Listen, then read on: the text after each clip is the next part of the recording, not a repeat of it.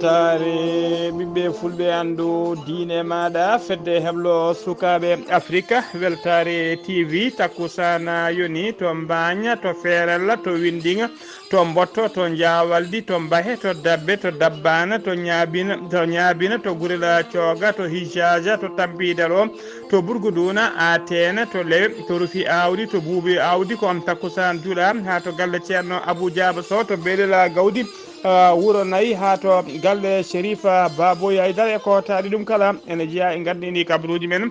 to leydi mauritanie udditi jamma hanki o ruma jarribo e nder yoga e jokli leydi mauritanie kala to leydi sénégal to touba witeɓe bay falena no kewi wadde kala saaha so julde taske fandima julde hikka ndene ɓe ndendini temedde ɗiɗi e capanɗe jeetati temedde ɗiɗi e capanɗe jeetati jawdi layye wondude enveloppe ne waɗi capanɗe tati e nayyi million faade e khalifa général de mouride hono sérigne mountaga mbakke to leydi mali ko ñande altine sappo e jeeɗiɗi lewru juin woni ko wonata ñalawma julde taske laamu ngu noon hollori on ñalawma e ñalawma janggo mum woni samba miñum julde woni ñande sappo e jeeɗiɗi sappo e jeetati ko ñalawmaji férié chômé payé to leydi burkina faso 48 woni balɗe ɗiɗi joni caggal kayde fiyande mawde ottuno hakkude palais présidentiel faade télévision radio mauritanie télévision radio burkina faso balɗe ɗiɗi hande noon hewɓe ganda holto capitaine ibrahima traoré heedi ko leydi côte d'ivoire toon teskama ko toɓoji kewɗi ndiyam woni ko jippi toon yadude yolayru ko famdi kala yimɓe joyo mbasi hen pittali men leeɗe kewɗe oɗo saaha tawe yolayru mawdu no fewi to leydi niger justice mo leydi niger ɓe ɓorti wutte teddungal woni ɓe ittini immunité ko fate gonnoɗo hoorejo ndi biteɗo mouhamadou bazoum beele tigui omo wawa ñawede kedde afrique ma en ketto musidɗo men alassana oumara mbocca gorko mo sarandogo habaruji men jolam jaɓeri ma en jaa ha to leydi inde jeen ha to leydi russie bisimilla mone ketki hotodirte joni joni pren pacciren.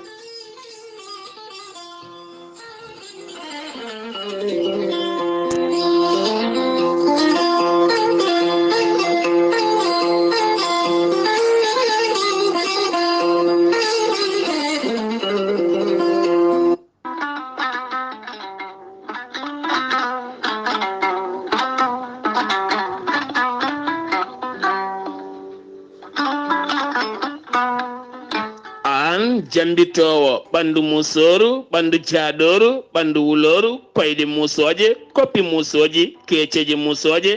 AVC cardiaque moƴƴiƴam dogata e ɗaɗi muɗuma donkuɗo yaade juma e jama e jokkoyde enɗam kala holko jokkodirta koye gorel te heɓe hutortoɓe ɗum jokkodiri e gorel te kolliti oɗo saaha koɓe jambitanno duuɓe kitale kala ɓe mbi'i alhamdulillah gorel te ko kawisaji mawɗi ko haa ko iwru ko to koridinoro ari ko wallude e safrude ha moni kala yito hen hoore muɗuma gorel te a ittat ko jamireɗa mbaɗa e ndiyam gulɗam aɗa yara aɗa yiito hen cellal ɓandu maɗa ala effet ala rewam ala haydara ko haa ko tan wacca ko fewna ha feewi aɗa yara ene lawƴa kala ñabbuji gonnoɗe nder ɓandu maɗa an jiɗɗo jokkodirde e tonggode gorel te walla ni site gorel te janggana hoore maɗa ko jangta e gorel te jahata koto internet a tappa toon www.gorelte.com joni jiya toon ko safrata e ñabbuji cuɗotoɗe ɓalli kala so tawi noon ko tonggode gorel te jiɗɗa hebde gonɗa koye nder leydi Mauritanie jokkodirta koye Adama Niang ɓuurandireɗe Boy Nasa on noon mbatta ko 47 85 20 96 walla so tawi koto sehil baabi gonɗa e ko taari ɗum kala jokkodirta koye Elimane Ndiaye 46 57 85 92 so tawi gonɗa koto kay hayɗi e ko taari ɗum kala jokkodirta koye Acca Keɓe 46 48 86 walla so tawi koto Nouadhibou gonɗa jokkodirta koye Seyni Niass mbatta ko 46 53 52 43 so tawi gonɗa koto États-Unis de Amérique jokkodirta koye Abousso Kawral Fouta Business +1 34 77 01 56 77 so tawi gonɗa koto leydi France jokkodirta koye Haruna Ngayda 06 50 99 64 43 musidɓe tedduɓe gorelte e jeese men dañen jama.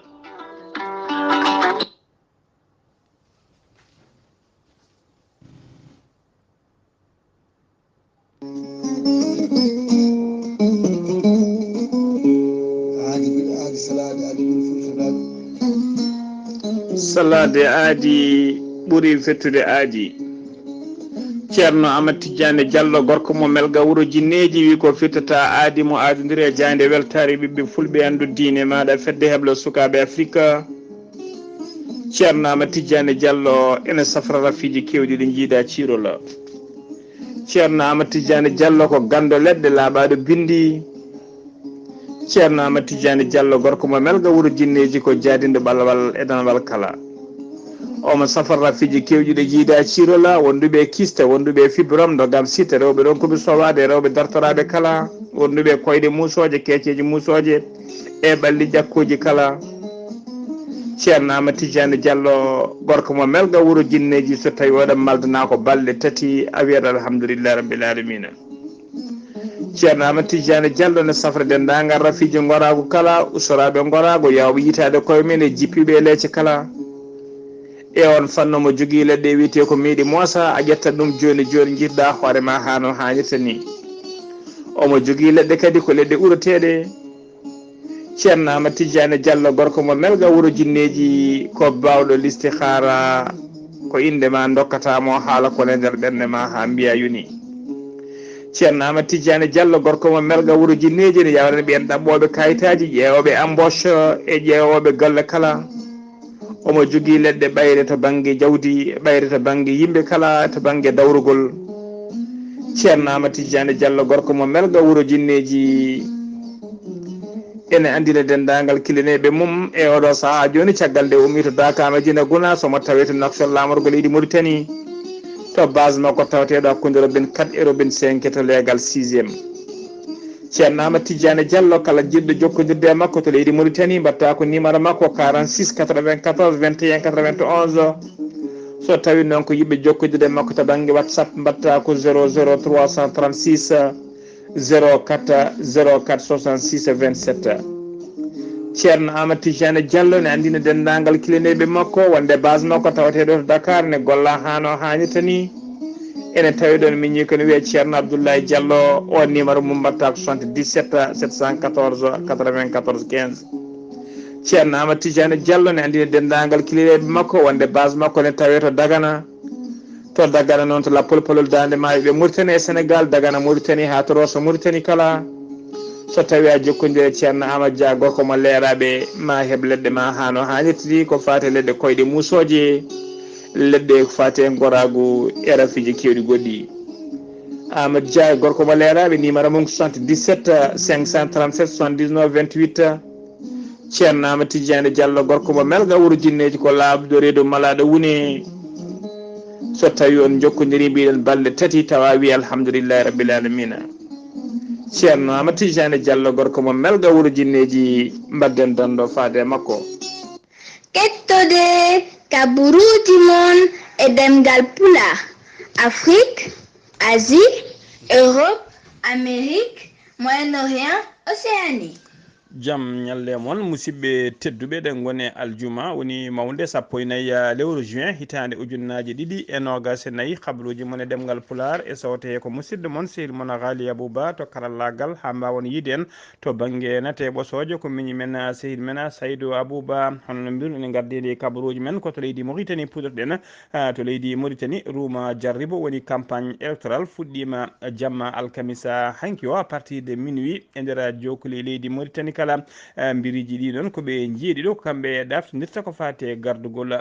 leydi ndi ko jonte ɗiɗi noon ɓe jogui yimɓe man ƴamde kay mane mabɓe kala wawde ƴamde yimɓe kay ha mbawa wotante ɗum e kewal ruma jaribo noon uddata ko ñande nogas jeeɗiɗi e lewru juin ndu gonɗen ɗum ñande nogas jeetati wona foftere so yimɓe piiri nogas jeenayyi wonata ñalawma sumgoji so tawi noon ko biriji gembaniɓe ko fati ɗiɗon sumgoji mbiɗen koɓe jeeɗi ɗo ɓen goni ɓeɗo ɓe jogoɗen limtude woni Mohamed Cheikh El Ghazouani hoorejo guendi ɗi gonɗo jamtude deuxiéme mum mandat wondude goɗɗo ne wiye Mohamed Lemina El Mourtaji El Wafi wondude goɗɗo ene wiye Ousmane Soumaré e goɗɗo wiyete ko Mamadou Bocar Ba e goɗɗo ne wiye El Ide Mohamedene Mbareka wondude Birana Da Ould Abidi wondude goɗɗo ne wiye Hammadi Sidi El Mokhtar ko ɓeɗo woni jeeɗiɗo ɗaftodiroɓe kay ko fate gardigu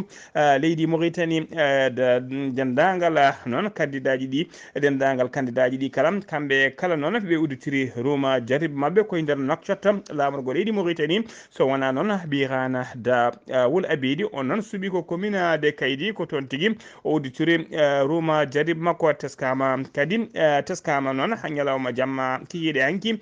fayi jamma embouteillage uji mawɗi no fewi ɓutti jiyama tigui e nder Nouakchott lamorgo leydi Mauritanie ha tengti noon e nder leeɗe capital uji to ha to tafrak zene kala ha joni ko leydi Mauritanie keddoɗen CENI woni commission électorale nationale indépendante ko catala halfinaɓe ko fate sumgoji e nder leydi Mauritanie ɓe kolliri tigui wonde ɓe puɗɗima hebde taw ko lo gadana ko ɗo kay ko fati e carte uji ɗin noon taw ko carte électeur en carte uji électeur noon ko alkamisa hanki o sappo e tati lewru juin ɗi jetti e juuɗe mabɓe ɓe jaɓɓiɗi noon koto boowal laaɗe diwoje international ngal tumsi Nouakchott ɓe ɗi ummori noon ƴen carte électeur noon ɗe ummori ko toon to émirat arabe uni ko toon ɗi pewna tawi ko société biteɗo société al Qahira printing et publishing LLC ko gonɗo taweteɗo to Dubai ko kañum tigui heeɓi oɗon marché ko fati pewnugol ɗeɗon carte uji électeur uji ɗon ko de ujunde million ngaji ɗi e temedde ɗiɗi e jeeɗiɗi ujunere carte ha joni ko leydi Mauritanie keddoɗen APP ko tigui parti de l'alliance populaire progressiste ko landa lunde wonnoon landa ka noon ko Messoud Ould Boukhayri kañum ardi ka ɗon landa ɓe kolliri noon e ɗiɗo sumgoji tijjaɗi ñande nogas jeenaya lewru juin 2029 kamɓe landa ka ɓe kolliri ardiɓe landa ka ɓe kolliri tigui ɓe nanggani koyngal ko Mohamed Cheikh El Ghazouani hoorejo guendi ndi yidde mabɓe kay ko Mohamed Cheikh El Ghazouani mbeɗen heeɓa polgu taw ko dès le premier tour e sumgoji tijjaɗi ñande nogas jeenaya lewru juin 2024 ardiɓe landa ka ɗon ɓe mbaɗi conférence mabɓe walla communiqué mabɓe ñande alkamisa ɓennuɗo ɓe mbaɗi e rango fade dendagal ɓen militant ji sympathisant ji landa ka kala e tambiɓe landa ka kamɓe kala ndeɓe gotanta Mohamed Cheikh El Ghazouani ha joni ko leydi Mauritanie keddoɗen Mohamed Ould Bilal Messoud kañum woni hoore jagoɗo leydi Mauritanie o joddima en audience alkamisa hanki sappo e tati lewru juin hitande ujunnaji ɗiɗi e nogas nayyi e nder Nouakchott bureau ji makko e yimɓe taw ko jeeyaɓe e bureau fedde investisseur woni joom ngaaluji tawi ko Europe naaɓe woni bureau de club des investisseurs européen eɓe mbi ɗum kadi EIC e nder Mauritanie wonno mujibu jonde nde noon ko yidde ñasade cehilagal hakkude ndeɗon fedde e wadde ɓe encouragé kay beele ɓe mbawa erade joom ngaaluji e kamɓe joom ngaaluji ɓe kala nde mbawa tigui addude kalisaji mabɓe ɓe gollo e nder leydi he woni tigui ɓe mbaɗa investissement e nder leydi he ene tawtora jonde ɗe noon hono jagogal leydi Mauritanie kalfinaɗo ko fati e économie et développement durable hono Abdessalem Ould Mohamed Saleh wondude directeur adjoint du cabinet du premier ministre wondude e chargé de mission makko e waɗɓe hewɓe to banggue Mauritanie mbawi tawtorede nde ɗon jonde hono ambassadeur kadi ambassadeur joɗaniɗo fedde union européenne e nder Mauritanie hono biteɗo Guillaume Jones on e ambassadrice joɗaniɗo leydi Allemagne e nder leydi Mauritanie hono biteɗo Isabelle Henina wondude ambassadeur joɗaniɗo leydi France e nder Mauritanie hono Alexandra Garcia ɓeɗo kala mbawi tawtorede nde ɗon jonde ha joni ko leydi Mauritanie keɗoɗen Mohamed Cheikh El Ghazouani hawrejo gendi Mauritanie kañum kadi woni hoorejo fedde union africaine wendoga hande o hande o umminima tigui Nouakchott o roƴani koto wuuro witego Bari noon tawe e nder leydi Italie nayimo to noon ko tawtoriyede batu taw ko batu fedde witede G7 duusimo noon ha to bowallade duwaje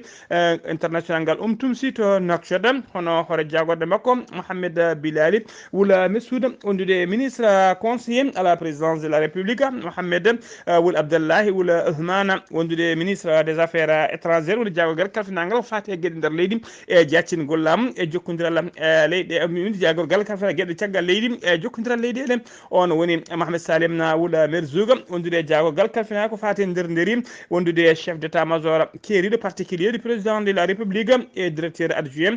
cabinet makko kanko président de la République wondude Wali Moussaïd Nouakchott banggue hirnangue hono biteɗo kanko Mohamed Cheikh El Ghazouani noon o yahani goto omo yaadi e c'était timmuɗo no fewi e nder ɓen ɓe o yaadin tawe hen Mokhtar Ould Diaye kañum woni ministre chargé du cabinet du président de la République wondude Mahmoud Wula Dahi on kañum woni ambassadeur joɗiniɗo leydi Mauritanie toon to Italie wondude Ahmed Wul Bahani on ko chargé de mission à la présidence de la République wondude e Sidi Ahmed Wulbou on est ko conseiller à la présidence de la République wondude e Hassana Oula Ahmed kañum ko directeur général du protocole ko ɓeɗo tigui woni ɓe o yaadi toon to voyage makko to wuuro witego Barine tawe to leydi Italie ha joni kabaruji men ɗemgal Pulara to ha joni kabaruji men e ɗemgal Pulara sen ummima to leydi Mauritanie koto leydi Sénégal paɗen to leydi Sénégal jeen ha to Yeumbeul Sud noon ko tona musto watti toon ko babiraɗo jarano duuɓi capanɗe jeegom e joyi biyetenoɗo inde makko fuɗɗori ko Alkulal Ba be omo yette si majjunoɗo ɗeɗo balɗe kala hoddiɓe makko ne donkuno yidemo enen donki andude tigui holto heedi ko kanko tigui tawa e nder suudu makko o wondani e fittanu makko ko guila altine noon o majjirno hoddiɓe ɓe majjirno hoddiɓe ɓe ala kala noon toɓe jiilano kimom o yita noon ko caggal kay balɗe tati majjande ko on tigui lumgol jiiba makko addani kay hoddiɓe teskade kay hendu fakkinde no fewi ene umoro banggue ɓe dewi hendu ha wawi tigui ɓe gandi umorto ko nder suudu makko ko ɗon tigui e noddi hoddiɓe ɓe dajjiti bafal ko ɗon tigui ɓe tawi gosuki e tawa fuɗɗima gamotinde nde police noon e sapeur pompier nodda kañumen kala nde ɓe gari ɓe mbaɗi constat mabɓe haaɓe gayni ko ɗon tigui gosuki ƴetta nawa wiroya to Bamule commune Yeumbeul Sud hay autopsie goto noon waɗaka hen Allah kay gamotingol goskiki kadi e oɗo saaha joni koreji makko cuwa taw andede holi kanko nde wonno tigi kanko goto tan holno ɗon e suudu dowlu noon e nder oɗon galle ha joni ko leydi Sénégal keɗoɗen on fanno ha joni ko tana musto waɗi toon tottiva wona tonne ko camion kañum feeri moto Jakarta jollunoɗo yimɓe ɗiɗo woni conducteur donno moto Jakarta e client mum mo wambuno caggal ɗiɗo kala noon ko hen basi pittali mumen ɗiɗo kala ko sagataɓe yaroɓe duuɓi capanɗe tati so foori ko camion noon vidange kañum feeriɓe alkamisa hanki sanga 18h25 minutes woni 6h25 minutes kikiɗe e dow lawol bitego route nationale sara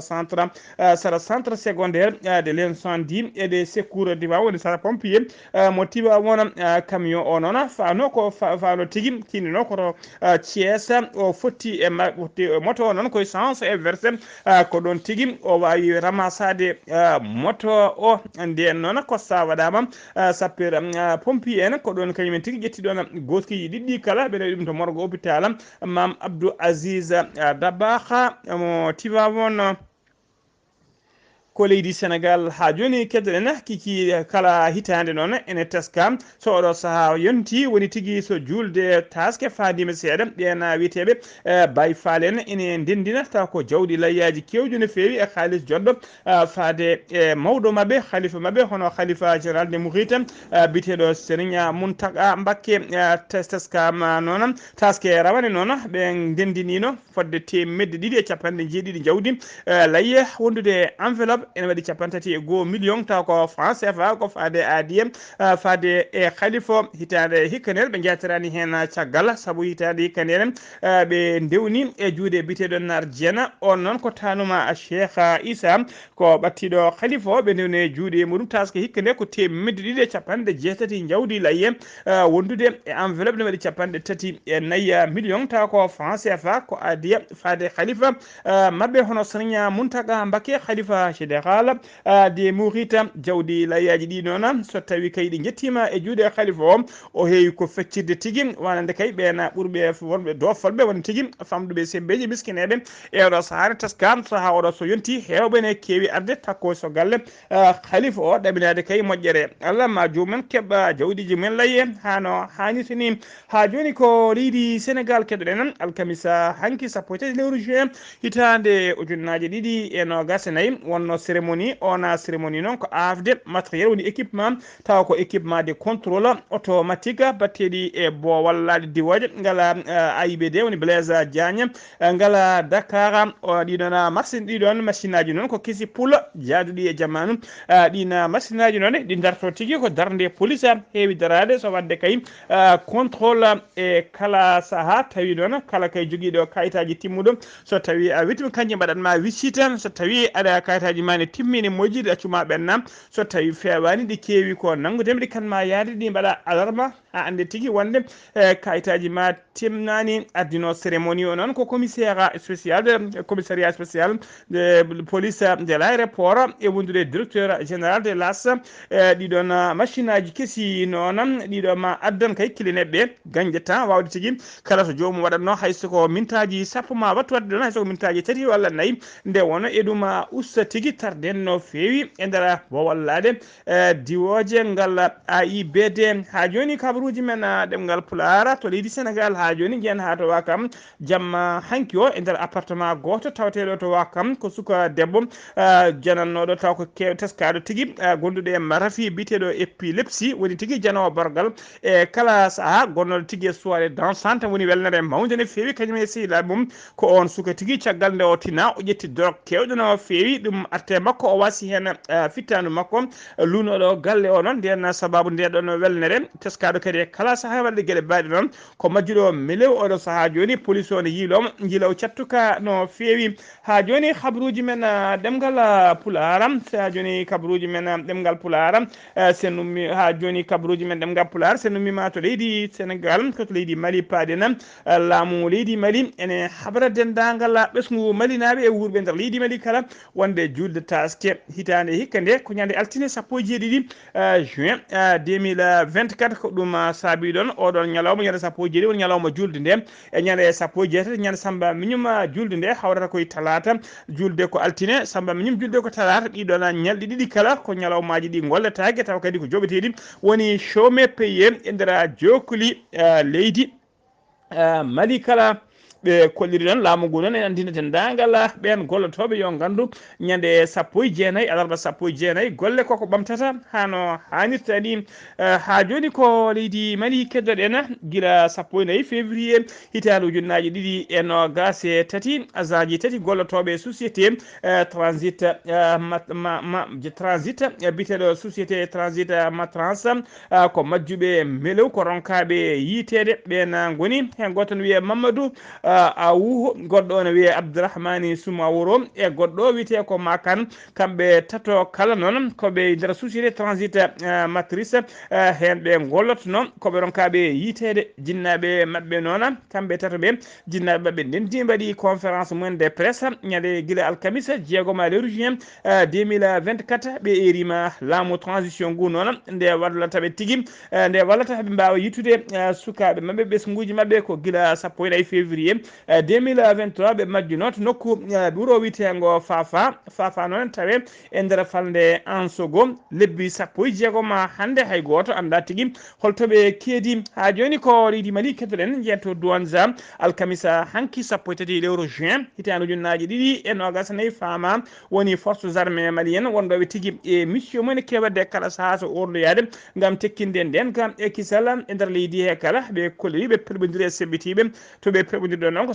capan tati e tati kilométre banggue worgo wuuro witengo Douanza ene tawe temedere capanɗe jeetati kilométre banggue rewɓajo funnague mofti ene tawe kadi temedde ɗiɗi kilométre banggue worgo Tombouctou ɓe kolliri noon e nder perɓodiral he e nder ɓe kolliri noon ɓe nder perɓodiral he ɓe mbari seɓɓitiɓe hewɓe no fewi ɓe tettiniɓe kadi matériel kewɗe taw ko matériel de guerre e pétalaji e kuure wondude e kaɓirɗe kewɗe ɓe tetti e juuɗe seɓɓitiɓe habruji men ɗemgal Pulaar sen ummima to leydi Mali koto Burkina Faso paɗen guila ñande alarba 1 lewru juin ko rokketa weddono fillono tigui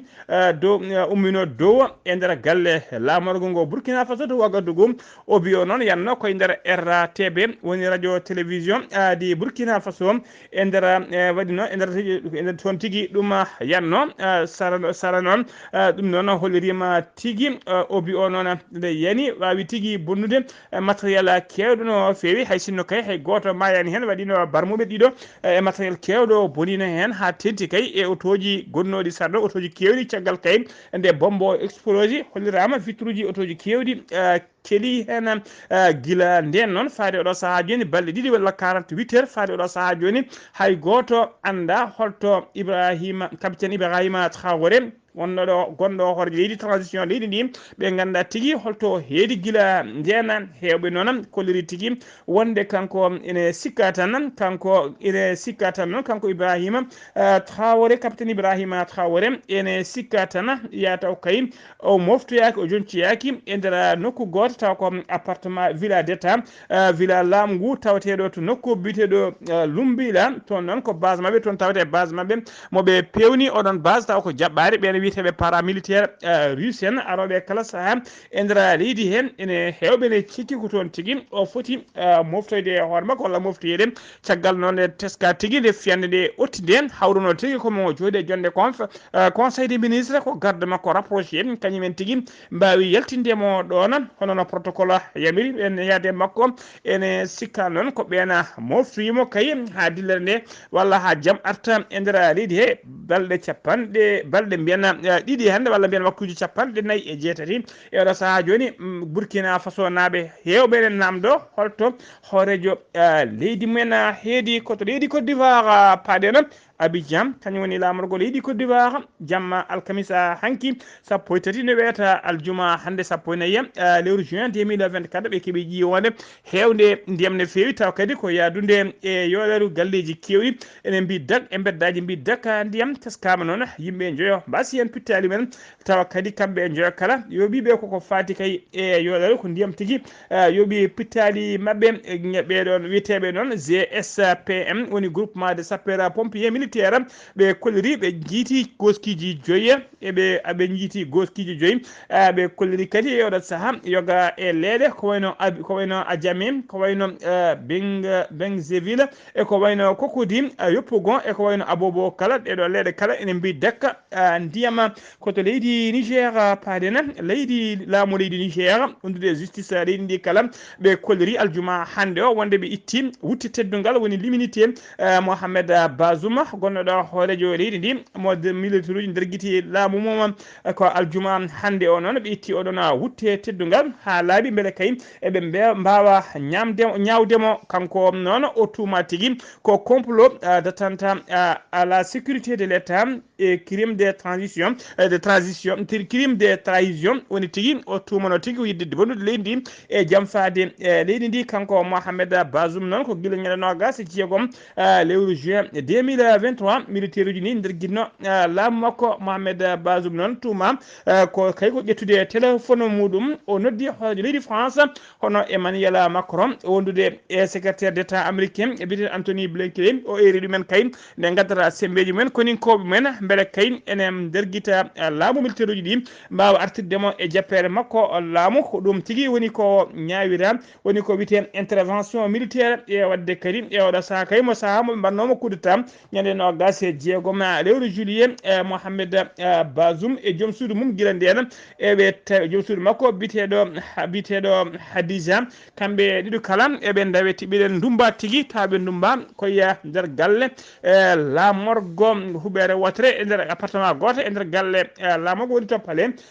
présidentiel to ha joni habaruji men demgal pulara kedde Afrique ala no mbatten sowona jabɓuɗen musidɗo men sehil men Alassane Oumar Mbodj gorko mo Sarandogo Alassane Oumar Mbodj a salminama en calmitima Ghali Abouba en calmini dendagal hettiyankoɓe Ayawu TV e ñalawma hande o ko cuɓiɗen e habaruji men e dongre Afrique puɗɗoɗen ko leydi hono Guinée to dey gardiɗo hono jagoɗɗo mabɓe o biyeteɗo hono Ba Ouri kanko dey wonko fadama e makko no fewi kono e oɗo saaha ala fof ko change eɗen gueɗe kam gam bayyinde yimɓe e laamu sabu ngu ko woni e dow mum mate kay mbawa yuɓɓinde ɗin woteji ha wawa kay tottude ɗum civil en kono oɗo saaha kay ala fof ko haalani wonde kay ɓesgu leydi hono Guinée to Guinée hande toon ko ɗo ko joni ko on ko windiyanke mabɓe toon biyeɗo hono Ceerno Mon Nambo ko kanko dey wawi kay hono taw ko majjirede taw ko ɗereji ɗi windanno ɗi caggal kay nde yinno wadde taw ko roma makko paaɗo arde caggal kay nde galle makko wawi kay wono udditede ɗon waaju o nde ari nde kan ko ɗon tan yaadi e ko windanno ko foof ɗum oɗo saaha amo jogui hen suulare mawde no fewi caggal kay te ɗin ɗereji ɗi hutortono ha mbawi kay hono yaade noon amo ñaagui ballal e nde mbawa kadi hono bayyinde ɗum hono tawde ko jibinande nde mate kay ma waw ko yewtude ɗin ɗereji ɗi windanno ko fatte kono o roman gam kay wawde jokkude kono golle makko toon to Tchad ene wayno réfugié ji soudaneji gummotoɗo leydi hono Soudan gam yaɓande toon to leydi hono Tchad ene wayno e oɗo saaha wuuro noddeten kono Dare wondi so taw koy ko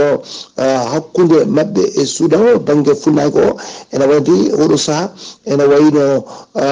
ɓen aroɓe toon ɓe tan ɓe goni fodde temedere e capanɗe jeeɗiɗi e yimɓe jooɗo taw ko ujunere taw ko sudanajo ummiɓe e nokkuji mumen gam kay faade tan to Tchad ene wayno kamɓe dey ɓe ɓurano ko maɓe gonno edde capanɗe nayyi hono ujunere e oɗo saaha noon ene wayno ɓe kewi no fewi ɗum noon woni ko yidde kay wawde kay rendindeɓe mbaɗaɓe kadi e kan goto mbaɗaɗo caggal ngon wuuro mate ene wawi kadi ɓe danduɗeɓe ɗon kono e oɗo saaha noon aɓe manka koppereje no fewi gam wawde rendinde kamɓe foof e wawde joga deɓe Afrique banggue worgo toon ko sarɗiyankoɓe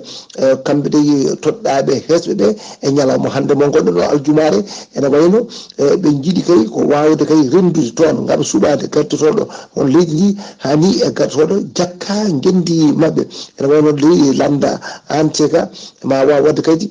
taw kadi ko moɗodiral e wone ɗin taw kadi ko landaji ha mbawa kadi mate ma jogo kadi wawde kay lammirande on taw kadi ko Cyril Ramaphosa ɓe jiiɗo on kadi wawa kadi lammitede lawol ono gongol mate ma weed walla ala ɗum noon ko nana yesso men RDC Congo capanɗe nayyi e ɗiɗo taw kadi ko neɗɗo mbawi kadi hawde toon e jomumen caggal kay ndeɓe jaynodira toon to jamma alarba ene joofi alkamisa o ko nden tigui ɓe jara toon to diwan Beni e banggue funnague taw kadi ko leydi ndi ɗum noon waɗaniɓe kay kono caɗele no fewi tawno ko ɓen rebelle en kadi jokkodirɓe e groupe islamique ko ɓeɗon mbaɗi ngalɗo baɗal Ghali Abouba ko ɗum woni tonguɗen e dongre Afrique e ñalawma hande o taw wonno koye dande musidɗo moon Alassane Oumar Mbodj gorko mo Sandogo gam weltare Ayawu TV.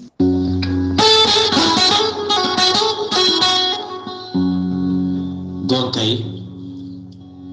mini anja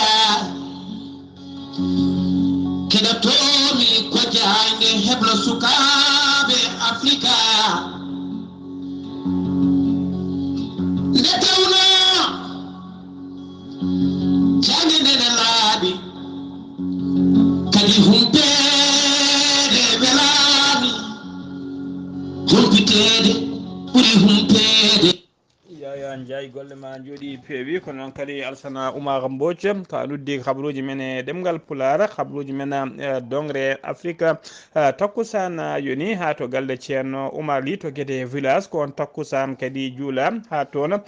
to galle sar abdoullahi sara to dulumaji dembe funeɓe ko taari ɗum kala habaruji men jolam jaɓeri koto leydi enda puɗoɗen to leydi enda ko famdi kala ko yimɓe jeegomo mbasi pittali men e yoolaru wondude e mabbugol leydi ɗum noon ko caggal nde toɓoji kewɗi ndiyam camno toon toon to banggue rewɓajo funnague leydi ndi e nder nokku biteɗo sikki e nder nokku biteɗo sikki ni yimɓe joyo woɓɓe kadi mbaɗama porté dispari woni ko majjuɓe mbelow yaaduɓe wameji cuwa taw yitede sikki noon ene tawe tigui to banggue ene tawe sara woɗɗani Himalaya sara kerol hakkude mabɓe e leydi Chine koto leydi Russie paɗen leydi Russie ɓe kolli holliri tigui wonde aljuma hande 1 lewru juin wonde kay jamma bedɗo ɗo ɓe cammini 97 drone taw ko taw ko leydi Ukraine nodduno e mabɓe hen 97 drone ɓe toɓɓuno tigui ko région Rostov ene tawe to banggue worgo toon ko banggue worgo leydi ndi ko toon kadi woni to Kije woni quartier général militaire uji taw ko opération russe naɓe mbaɗata to Ukraine ko toon quartier général o tawate ko toon tigui woni ko leydi laamu leydi Ukraine jofino yidde bombardude ɓe mbawi yandinde mbiɗen 97 e drone musidɓe tedduɓe gasi ha laaɓi ceer ko ɗum ɗo wonno ko min tonga noon ɗam kabaruji men ɗemgal pular e sawta he ko musidɗo moon sehil moon Ghali Abouba to karallagal ha mbawon yiiden to banggue nesaɓosoje ko Saydou Abouba so tawi ko roɓino kedde Afrique ko musidɗo men sehil men Alassane Oumar Mbodj gorko mo Sara Ndogu kettimalaki jaam yo jaam Allah jogomi jogo on